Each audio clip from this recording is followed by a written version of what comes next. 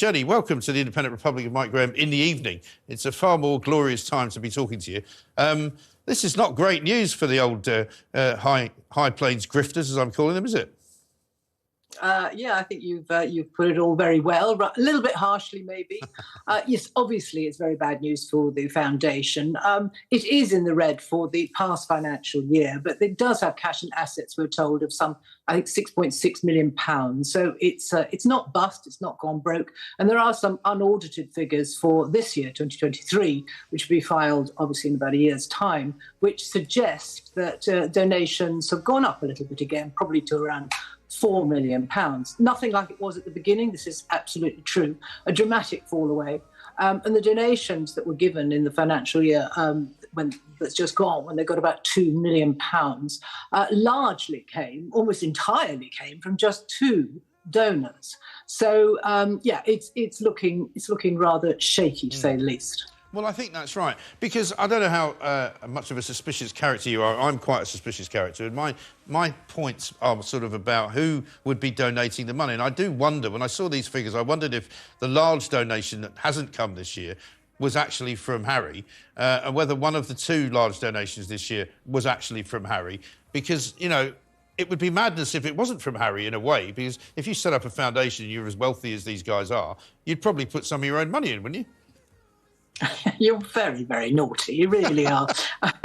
I hadn't thought of that. And I mean, Harry's often pleading poverty, isn't he? He said he's cut off by his family and didn't have enough money. I think we should actually point out that the foundation has done some good work, because in this impact report that's come out, 25 pages long, they do say that they've helped a lot of Nigerian girls, for example, about 2,500 Nigerian young girls with menstrual products and health help, and that they gave mental support after the traumatic earthquakes in Turkey and Syria. They've given money to the Halo Trust, which is the landmine campaign that Diana was involved with in Angola. I was there with her. So there has been some very good work, but perhaps the business is not run quite as efficiently as it might be. Well, this is the trouble with charitable organisations, and we know it all the way from, you know, Save the Children, Oxfam, all the way down to maybe smaller charities, that they've got a bill for their salaries, salaried staff of, say, 5 or 6 people, of over 600,000 quid. You know, that's an awful lot of money. If you're giving money to charity, you don't expect so much of it to be going to people who work there. But unfortunately, I'm not singling them out for that, but it's the kind of way of the world, isn't it?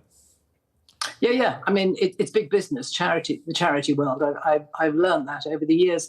I think the real question here perhaps is it because the brand Sussex is not working anymore? That's what's being said everywhere. There are rumours awash that possibly her talent agency, Meghan's talent agency, is going to drop her, that their brand is becoming a little bit toxic, there's a lot of negativity. And, you know, in La La Land, it's all about positive vibes. You know, it's Barbie world, isn't it? Yeah. So when you start getting negative vibes, it doesn't impact too well, perhaps, on those involved, in this case, Harry and Meghan. Yes, exactly right. And what about the timing of this particular video? Because Kate and William had a lovely little spread in the papers yesterday, or this morning, actually, in some, of their little Christmas kind of get-together where they're giving out presents to people, to underprivileged children, and, you know, emerging really very much as the kind of the king and queen of the future, everybody's favourite royals. I mean, she's done an incredible job, I think, Kate, as has William. And the fact that they haven't risen to any of the kind of bait that's come from either Harry and Meghan or Omid Scobie, I think has put them head and shoulders above Harry and Meghan.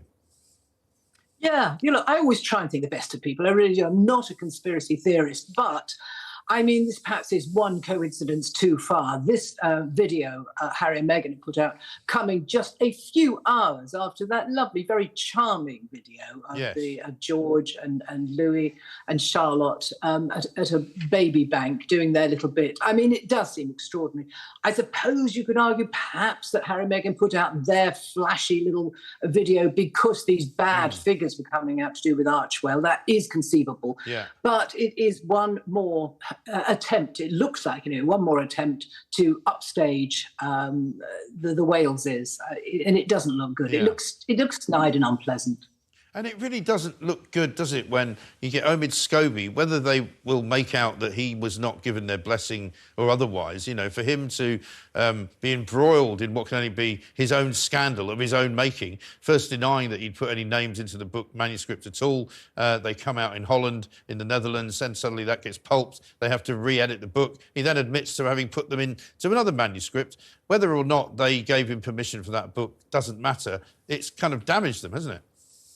Yeah, it's a mess, and it's an unsavoury mess. And a pretty important PR expert has been quoted as saying that he feels that the brand Sussex has been badly damaged by this, and that Meghan, although her people, we don't hear from her, her people protest, they had nothing to do with the Omid Scobie book. Nevertheless, she seems guilty by association. Yeah. That's the view of one PR expert, and I think it might be quite a current view. Yes, I think that's absolutely right. Well, we shall see how they approach the next 12 months, but I don't think it's looking great for them. We shall see. Jenny Bond, great to talk to you.